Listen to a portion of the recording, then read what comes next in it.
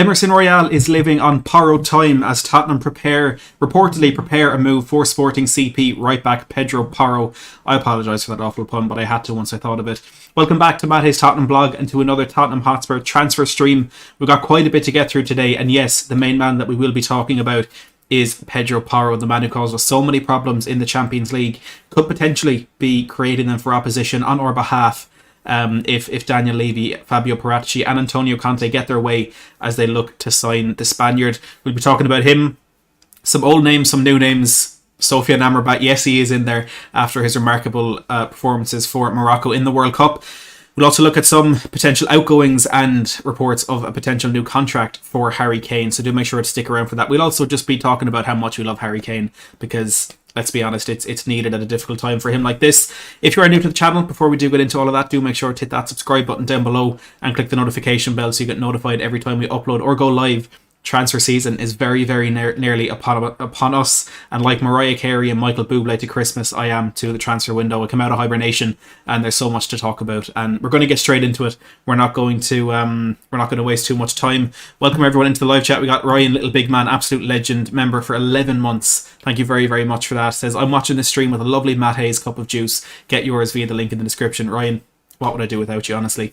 We've got Zoe, channel member, in here too. We've got Juicy. We've got the Bertie Hotspur. Good to see you, my friend. Tottenham Till I Die podcast. Kerno, Aaron, Heraldo, AJ. So good to see all of you. Bobby K as well. Absolute legend in the live chat. Look, let's dive straight into it. Let's talk about Pedro Porro. Paul O'Keefe. That is the wrong graphic. We'll save that for later. Hold on a second. There he is. Pedro Porro. A lot of reports coming out from the Portuguese side of this deal, but Paul O'Keefe has said that he had a conversation yesterday where he brought up the fact that some people were saying that we are in for Porro, and the answer that he got from his sources, wherever they are at the club, is that we are in for Pedro Porro. And this is one that there have been whispers there for quite a while about Porro. It could just have been at the beginning that it might be Juicy getting a nice little juicy insight into what we're going to be talking about shortly. It could just have been lazy journalism. Tottenham played him in the Champions League. He was fantastic. Let's link them. Tottenham need a right back. It all fit in together very, very well. But it is starting to look as though he's a player that Tottenham are genuinely serious about attempting to bring to N17 in January. Like I said, a lot of reports coming out of Portugal on this one. Correio de Manha. Now, there's a few Portuguese sources here. I can vouch for their reliability and I can't vouch for their credibility, as the regular viewers will know is such an important part of this channel. But because we know the interest is genuine from the Tottenham side, these sources have been saying it for a couple of weeks now. We're just going to go through them, see what sounds true and what doesn't sound true. And Correia de Manha have said that Tottenham, again, are preparing to make an offer for Pedro Porro in January. They say that Pedro Porro's €45 million release clause will not be an issue for Tottenham. So that is about £39 million. Now, whether or not Tottenham will have to pay that fee in full remains to be seen. With Marcus Edwards and the sell-on clause that is there, we might have a little bit of room to manoeuvre. We might be able to get that Porro fee down at the expense of that sell-on clause that we do have for Marcus Edwards. So I'm sure there's some Daniel Levy work that can go on behind the scenes there to get that price down. But if it is that full price, Correia de Manha are saying that wouldn't be an issue for Tottenham. Martin, good to see you in the chats as welcome back. Thank you very much. Ojogo, another Portuguese source, have said that Tottenham scouts are deciding if Pedro Porro is a safe investment ahead of a potential January move. Now, that is to do with his injury history, which we'll touch on again from another source in a second. But Tottenham, according to Ojogo, are evaluating this move. Tottenham, if you're watching, just get him. Just buy him. It's that easy. Record Portugal say that Juventus, Tottenham, Real Madrid and FC Barcelona are the favourites to sign Pedro Porro. So there's going to be competition for this dude. Let's not forget that Manchester City do have a buyback clause. He was sold from City to Sporting, I think it was last year or the year before, and they have a buyback clause, which I do think, from what I read a few weeks ago, is actually less than that release clause. I think it's about £22.5 million. If anyone knows the exact figure, please do let me know. But Manchester City do have first refusal effectively on this player. Kind of hoping that with Kyle Walker, with Joao Cancelo, with a few more players coming through, that maybe they won't be interested in bringing him back so soon, and that's when Tottenham can sneak in and make something happen, like we have with a few deals, just getting in there before the big teams really make their move. Ebola, another Portuguese source, is saying that Tottenham continued to be interested in Pedro Porro, even though his injury history has the Tottenham board worried. Now we're going to take a quick look at that injury history. Pedro Porro, again, he's just 23 years of age, so if there is a bad injury history there has to be concern. But we'll just take a quick look at it. So his most recent injury, he picked up a knock this season where he missed 3 games in 17 days. Last season, he had a minor knock, missing 1 game, a muscle injury, missing 9 games, another muscle injury where he missed 1 game, and a bruised knee where he missed 2. The season before that, he had a muscle injury, muscular problems, a minor knock, and he was ill, missing 4 games in total. And the season previously, when he was at, I don't know what that crest is, Real Valladolid, he missed 1 game through injury. So he's a man who seems to get consistent injuries, but the severity isn't too concerning. I mean, only once there has he missed more than 2 games, when he missed 9 with that muscle injury last season. But I can see why, of course, it's something that Tottenham will be looking at. Of course, it's going to be a concern. Like Aaron says, our next signing should be a new medical team. You know, we don't have the best record with injuries, and with the intensity that we play at now, muscle injuries, which do seem to be an issue for Porro, could become more prevalent with the physical demands that will be on him if he is to join Tottenham.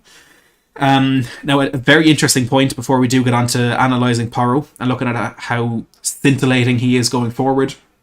He is represented by CAA Base, who represent over a dozen current and former Tottenham players, including Heung-min Son, Richarlison, Alfie Devine, Dane Scarlett, and Dele Alli. So Alistair Gold was the first to point this out today, saying that Pedro Porro's agent is CAA Base. Base are a very connected agency with Spurs, and Daniel Levy has had a lot of dealings with them in the past. Paul O'Keefe has also said they are Spurs' go-to agency to represent us in transfers. They're the biggest agency in the world, and we have an excellent relationship. Paul O'Keefe said, not saying it's significant for this particular player, but Base work with Tottenham most of the time. They worked with us when we signed Richarlison over the summer in that £60 million move for the new R9, the man who has lit up the World Cup in Qatar. So again, it's not a decisive factor. It's not, it's not going to make or break this deal, but it is something to take on board and something to note, that we do have a very good relationship with the people who may be trying to find Pedro Porro's next club for him. As Bobby K says, don't forget to tap that like button, please do. Derek is saying it's an 18 million City buyback, so maybe it's €22 million, £18 million, but City definitely have the opportunity for a much better deal there, but whether or not they'll try and activate that is another question. Juicy says Porro can be moulded as a player more than Dumfries. He's younger as well. Inter fans have been very disappointed with Dumfries this season. That's something we'll talk on very, very shortly. Everyone getting very excited about Dumfries after his World Cup performances, especially that one against the USA, but it might not be all good news for him. But look, let's take a look at Pedro Porro and the numbers, the stats. What can he bring to Tottenham? Well, offensively, he makes Emerson Royale look like Emerson Royale. Some really, really encouraging numbers there. He's in the top 1% for assists, expected assists, shot creating actions, and key passes in the last 365 days in Europe's top leagues. Now, it like I said in my tweet, for anyone who does follow me on Twitter at MattHayesTHFC, that context is really important to this. And with the offensive numbers being so good and the defensive numbers being so bad, you probably have to take into consideration how Sporting play and how good that they've been. They're 4th in the Premier League at the moment, 12 points off. So they haven't been the best team in the world. It's not like they've taken the league by storm this season, but they're a team who play very, very attacking football. They finished last season with 85 points, second in the league, winning 27 of their 34 games. So they play well. They're on the front foot a lot more than they are defending. So when you're looking at things like, if we go to defence in a second, but tackles and interceptions per 90, he's not required to defend, to tackle and to intercept as much as someone playing at the bottom end of that league with, Portimonense or with Aruca last season. So context is very important there, but he seems to be extremely effective when he does go forward. His expected assists 0.33 per 90, again in the top 1%.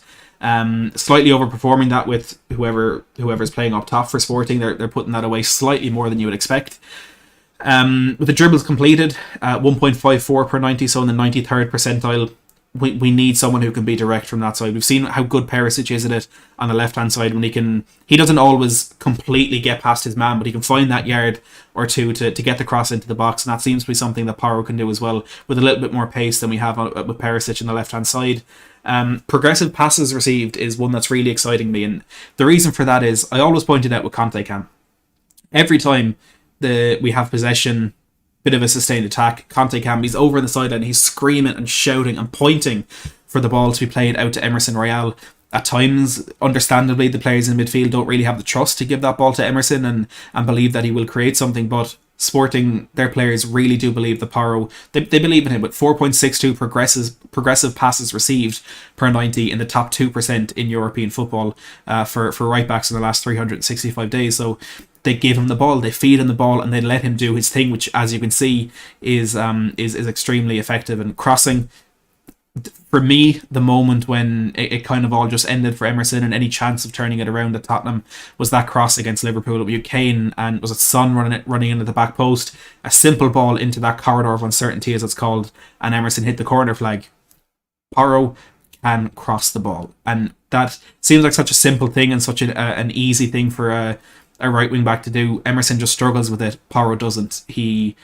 That's one of his strong suits. Now, looking defensively, 28th percentile for tackles with 1.54 per 90. Dribblers tackled about the same percentile with 0.8 per game. Blocks 0.9 per game. Interceptions 1.12. Same with clearances. Aerials winning 50% of those, which is he's middling in that. So there is, for me, a slight concern defensively for Pedro Porro, and it was the exact same over the summer with Ivan Perisic. As fantastic as his numbers were going forward, I was just concerned about how good he is defensively, and I think our fears have been realised with Ivan Perisic in that position, in that part of his game, especially when he goes out the right. I'm not sure what the difference is. He's on a strong foot when he's tackling then, but for whatever reason it doesn't quite work out for him. There are similar concerns there with Pedro Porro, but he's only 23 years of age. He'll have Romero on that side, backing him up and covering him in those difficult places. So there's plenty of time there for Conte to mould him into the player that he wants to become. There's plenty to work with. He is an incredible player. And again, when you're looking at the teams that are interested with Real Madrid and Barcelona, and depending on what happens with Juventus, they might not be a competitor in the attempt to sign him, but they're very, very exciting links, and ones that I think every Tottenham fan, or the majority of Tottenham fans, are calling for after our double header against Sporting in the Champions League. So let's see where it goes. I don't think we've heard the end of this. I think we will see some sort of attempt from Tottenham to make this happen, whether it's to the extent of how long we were pushing for Bastoni last season, or how long we were pushing for Josko Vardiol, which we'll find out in a minute was not very long. But let me know in the chat, do you think Porro is the answer to our problems? Do you think we just need to give Spence a chance? Do you want Doherty to get in that team? Or is there anyone still out there who thinks that Emerson Royal is the man to unlock defences for us from the right wing back position? Now, on the point of right wing backs, as we mentioned, Denzel Dumfries, who had a fantastic World Cup campaign with the Netherlands despite being knocked out in the round of 16, or in the quarterfinal, by Cuti Romero's Argentina. Gianluca Di Marzio has said that Inter Milan will not consider offers for Denzel Dumfries this January. Apparently, they want to keep him. They want him to stay, and they're not going to enter any negotiations for the player's future. Fabrizio Romano, a little bit different, saying that Inter Milan want a lot more than the reported 25 to 30 million euro price tag that some outlets have put on Dumfries' head. To be honest, I think saying that they're not going to sell and they want more than 30 million are pretty much saying the same thing, because I don't think there'll be many teams that will pay 30 million for Dumfries. And look, he's been spectacular for the Netherlands. He was such an incredible offensive outlet for them against the USA. He, of course, scored that goal, the goal that put it to bed very late on. But listening to what Inter Milan fans had to say about that performance and about the links that came from it, I don't want to go anywhere near him. Now, I will admit, of course, we do have very good recent history with taking players from Italian teams where the fans were happy to see the back of them. Kulusevski and Bentancur, the only two there, and they worked out quite well. But I saw an Inter Milan fan on Twitter say that Dumfries has conned the world. He's conned all of us into thinking that he's a good right back. So I'm inclined to listen to the opinion of the fans who've watched him for the last 4 months this season, rather than 4-5 performances in the World Cup, because we know all too well. I'm sure every club has been stung by it at some point. How you just can't take World Cup performances to be an accurate kind of overview and an accurate measurement of how good that player is. And I'm not saying Dumfries is awful, but I'm also saying I don't think he is good as he showed in the World Cup. Carriere de la Sport gone the complete opposite direction with this one, saying Denzel Dumfries is expected to leave Inter Milan this January, with the Italian club needing to raise funds. They say that Chelsea and Tottenham are the two strong favourites, and Tottenham could look to snap him up in January and loan him back to Inter until the end of the season. If we sign another fullback and send him back to the club we got him from, I'll be deeply concerned, because we could have done with Destiny Udogie a number of times this season, but we'll have to wait until the summer before we get to see him in a Spurs jersey. As I mentioned quickly a second ago, with Josko Vardiol, Fabrizio Romano has said that Tottenham wanted Josko Vardiol last summer, but deemed the player too expensive. Now, again, and I think understandably, some Spurs fans are looking at that and thinking, typical Tottenham, took the easy route, the cheap route by getting Longley on loan instead of paying the money for Vardiol. I don't think it was as simple as that. There was a lot of talk last season, and not just random rumours, but reliable reports that Josko Vardiol was reluctant to leave RB Leipzig in a World Cup year as he looked to solidify his place in that Croatian national team, and didn't want to risk moving to a Tottenham or to a Chelsea or to a Real Madrid and maybe not settling into the new team, maybe not adapting to the new league very well, and potentially costing him a place in the Croatia starting 11. And I don't think that was ever really something that was going to happen. I mean, he showed with his performances at the World Cup how crucial he is to the team, who have again made it to the semi-final. But I don't think it was as simple as, if Tottenham paid the money, we would have got him. I think there was much more to it than that. I mean, Chelsea had a huge bid late in the window. I can't remember if that was rejected or if Vardiol didn't go for the move, but it was a lot of money and a bit more that it would have taken to get Vardiol out of Germany. Now, one of the players we spoke about on our Transfer Talk return a couple of weeks ago was Mohamed Simikan for RB Leipzig, and I was going to do a video with the Euro expert, a fantastic friend of the channel, and it's didn't quite work out, and it's a good thing, because Simikan has signed a new contract with RB Leipzig until 2027, so he'll be there with Vardiol when the Croatian returns from the World Cup for the rest of the Bundesliga campaign. And then Sofyan Amrabat. Speaking of Euro expert, he was on the channel back in January, and we spoke about Sofyan Amrabat when hashtag No to Amrabat was trending on Twitter, when Tottenham fans were giving out that, again, going for the cheap option, blah blah blah blah blah. None of us wanted him, and Alex said, hold up a minute, he's a decent player, he's got something in there. It's not one that you should just dismiss just as quickly as that. And Sofyan Amrabat has been one of the standout players of the World Cup. Again, I don't want to take that as the most precise measurement of how good he is as a player, but my God, he's been fantastic. So disciplined and such an important tactical cog for that Morocco team, which, like Vardiol's Croatia, have made it to the semi-final. Matteo Moretto has said that Antonio Conte still likes Amrabat a lot, with Fiorentina wanting €40 million for the Moroccan.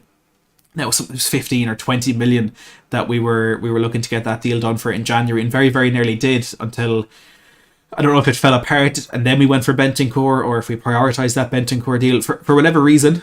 And however good Amrabat has been at the World Cup, we're damn lucky things went the way they did, and that we got Rodrigo Bentancur, the reason that we're playing on Wednesdays in the club in January. And by the way, for me, one of the best players of the World Cup, Bentancur. He was absolutely outstanding in the midfield beside Fede Valverde. He looked like the world-class player. He looked like the one that was, fighting for titles and for Champions Leagues. Matteo Moretto says that Liverpool are also interested in Sofyan Amrabat.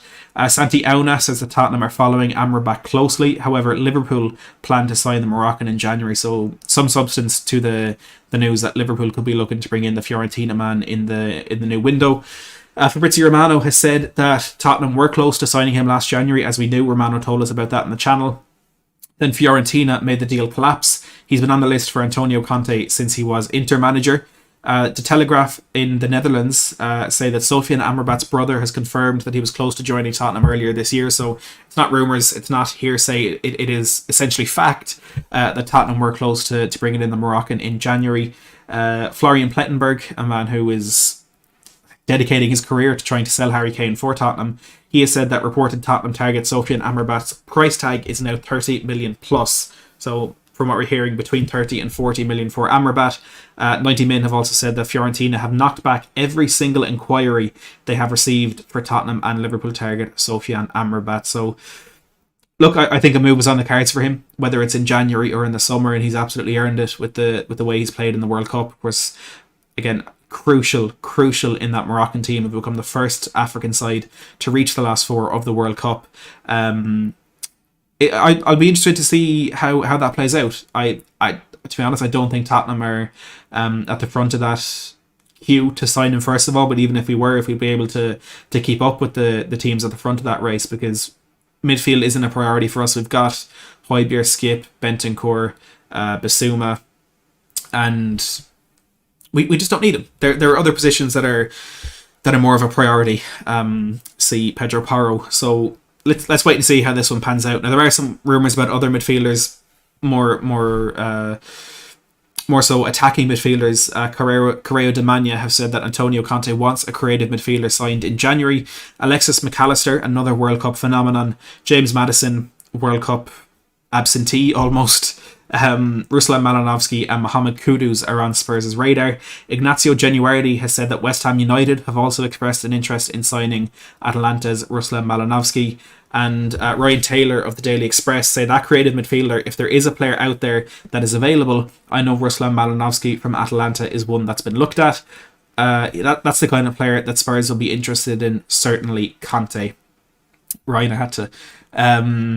and finally, on the incomings, Santi Auna has said that Tottenham are interested in Frankfurt striker Randall Kolo Muani, with meetings having already taken place over a transfer. So it was about a week ago when Santi Auna said that, and he's a very good source. It's been quiet since, but let's see if that's something that develops as we get closer to the window and as the January window opens in 3 weeks to the day. Onto departures, and one that a lot of Spurs fans will be hoping is an imminent departure. The man who's on borrowed time, it's Emerson Royal. Correa de Mania say that Spurs are actively looking to upgrade at right wing back in the new year, with Antonio Conte running out of patience with Emerson. The Brazilian's time at the club appears to be drawing to a close, and Tuto Mercado say that Emerson Royal is one of the most popular profiles for Inter Milan when it comes to potential replacements for Dumfries. With regards to Eric Dyer, the Spurs watch on Twitter, who have, to be fair, gotten some good news, some very good sources in the past. They know what they're talking about. They say that Eric Dyer is expected to sign a new contract at Tottenham in the coming weeks. That's the Spurs watch on Twitter if you want to go check them out. On Harry Kane, and I've got a long list here of quotes from people just praising Harry Kane, which we're going to get into in a second. But before we do that, Sky Sports News have said that Bayern Munich are trying everything to sign Harry Kane, although he is unlikely to leave England.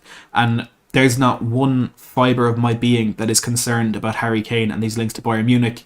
He's got 195 Premier League goals. He is 65 off Alan Shearer's record. He's not leaving England. He's not leaving the Premier League. Now, look, if Manchester City come back in, if Liverpool try and make a move, I will be concerned then. And I'll obviously accept that there could be a move there that they can make happen. But as long as it's Bayern Munich or Real Madrid or anyone outside of the Premier League trying to make a move for Harry Kane, I'm not concerned. The man wants the Premier League record, and he, in my opinion, he's going to break it. I did a little bit of a breakdown on Twitter about a month ago. He's 195 Premier League goals, like I said, 65 off Alan Shearer's record. If he stays in the Premier League until he's 33 and misses an average of 5 games a season, he will need to score 1 goal per 1.84 games to beat Shearer's record. So far, he has 1 goal per 1.52 games. So we need to score, even if his scoring frequency drops a little bit, he only needs to stay in the Premier League until he's 33 to break Shearer's record. If he stays till he's 34, it's 1 goal per 2.42 games. At 35, it's 1 goal every 3 games. he is so close to doing this. He's a man who's going to have a point to prove somehow to English fans when he comes back from the World Cup. He's not going anywhere. He's not leaving the Premier League, and there's just no reason to be concerned about those Bayern Munich links. Sky Germany have said that the Spurs hierarchy are confident that their talisman Harry Kane will put pen to paper on a contract extension. Martin says Harry Kane to United will give you Wan-Bissaka and 50 million. No, thank you. I'd rather not. We'll keep him, Martin, but thank you for the offer. Sky Germany also say that Harry Kane's future will be impacted by how Tottenham do this season and whether Conte commits to a new contract. Fabrizio Romano has echoed the same, telling us that Tottenham want to keep Kane and there are no negotiations ongoing, but also nothing would happen during the World Cup, so it's completely quiet as of now. This is a couple of days ago. Bayern like Kane, as Oliver Kahn stated, but there's nothing else. He went on to say that, again, Tottenham will do their best to keep Kane. However, Antonio Conte's future will be crucial to Harry Kane staying at Tottenham. Now, Harry Kane missed a penalty that took the last chance from England to stay in the World Cup, and despite the fact that he has 5 goal contributions in as many games in the World Cup, despite the fact that he's England's joint highest top goal scorer of all time, 53 level Wayne Rooney in 40 games fewer. Kane has done it in 80, Rooney has done it in 120. He's their captain. He's the man who has led them to the quarter-final of the World Cup, who a year and a half ago led them to the final of the Euros, and who 2 years prior led them to the semi-final of the World Cup. England fans have taken it upon themselves to target him for God knows what. They did it in admittedly a more disgusting fashion last summer when it was Bukayo Saka. It was wrong then, and it's wrong now. We got Bob's for TV. Member for 13 months, says, big up Matt, thank you for your input into last night's show, and apologies for any lasting psychological effects it may have on you, buddy. Look, Bobby, I think everybody who clicks that link to open one of your streams know there could be a lasting psychological effect, but we do it because we love your content. Thank you very much for member for 13 months. That is absolutely insane. Thank you for tuning in for the transfer show. But look, let's talk about these. Let's look at the quotes that have surfaced in regards to Harry Kane. All of these in the last 10 days. So everything we've talked about today is stuff from December. So all of these in the last 10 days. Jude Bellingham has said, whenever it matters and whenever it starts to get a little bit bigger, he always steps up. It's a pleasure to play with someone who has that much quality and that much experience. Bukayo Saka said, Harry Kane is inevitable. He was always going to score goals. I was never worried about that. He's been exceptional for us. He is like the glue of the team, the way he links up attacks. Kleberson, who won the World Cup in 2002 with Brazil, says, I do consider Harry Kane to be the best striker in the world because he is a centre-forward who does not create plays just for him. He makes the other players grow. Mauricio Pochettino says Harry is about scoring goals. He can't think that his priority is to be a playmaker. He's one of the best strikers in the world and his main work should be in the box. Richarlison named Harry Kane in his best ever teammate 11.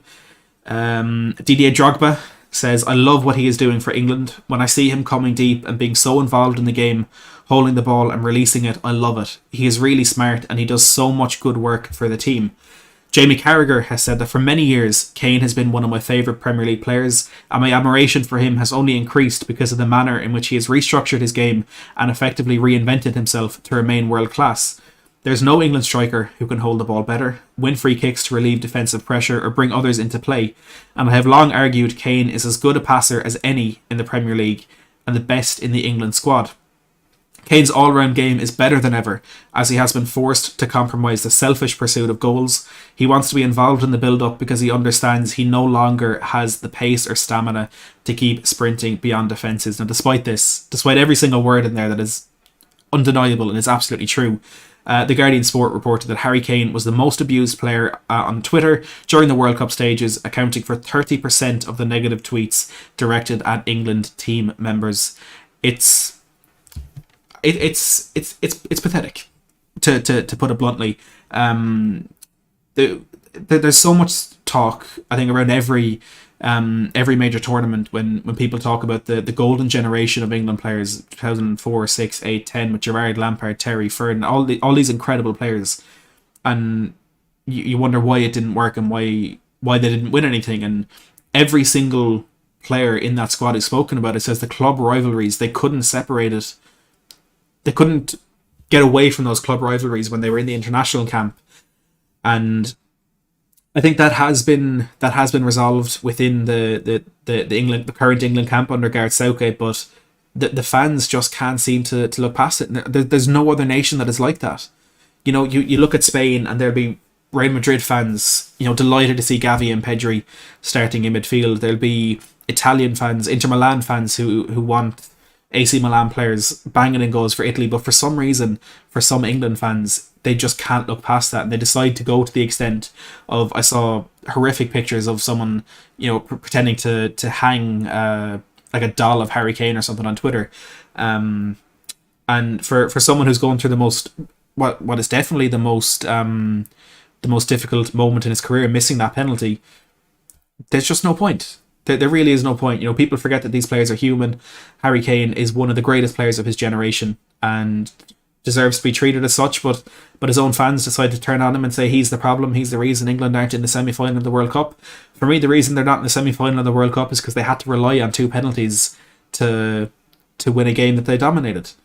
They couldn't create chances for Harry Kane in open play. He had one off a throw-in, and he did absolutely magnificently to turn Upamecano to create that chance, which is well saved for Hugo Lloris. I'll just never understand that. I really won't. I know every single Tottenham fan is, knows how lucky we are to have a man like Harry Kane at the club. It just seems that some England fans, unfortunately, aren't in the same bracket. But look, World Cup. I'm Irish. I can't talk about that for too long. Some lesser or unknown reliability sources reports that we've had over the last 10 days, and again, they're not ones that I don't think have much substance, so we're not going to spend too much time on them. But Corriere dello Sport have said that Tottenham are pressing again to sign Josko Vardiol. Give Me Sport journalist Carlo Garganese, the man who said those things about Rodrigo Bentancur, or was it Kulusevski? But he said stupid stuff about one of them. If you want a good laugh with Garganese, follow Jamie Weir on Twitter. But Garganese is reportedly confident that Inter Milan centre-back Milan Skriniar is on Tottenham's wish list ahead of the January transfer window. Roma Giallorossa have said that Tottenham and Newcastle United, Ryan, are now leading the race for the Eintracht Frankfurt defender Evan Ndika. Tutto Sport say that Borussia Dortmund are now the frontrunners in the race for Tottenham target Weston McKennie in January. Tottenham want McKennie, and Juventus are ready to sell him in January to fund a move for Joachim Mele. Carlo Garganese has also said that Weston McKennie is not hugely popular with Juventus fans, and so a deal with Tottenham, quote, could make sense. Having another little dig there. La Repubblica say that Tottenham are interested in Weston McKennie. The North London club are not willing to break the bank for the Juventus star in January. Sport, the Spanish outlet, have said that Tottenham are frontrunners to sign Barcelona midfielder Frank Kessie on loan in January, which could have an option to buy. Spurs have made direct contact with FC Barcelona about signing the midfielder with an option to buy. Antonio Conte knows him well and could make an effort to get him. On that move, Fabrizio Romano has said before he left Milan at the end of his contract, there were other opportunities. Tottenham were interested in signing Kessie, but it was never an advanced negotiation. And Diario AS say that Barcelona are ready to sell Kessie for a cut price fee of £8.5 million in January.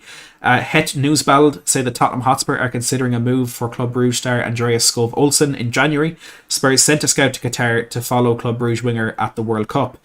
Bill say that Tottenham are interested in signing Daichi Kamada, another man who found the back of the net in Qatar.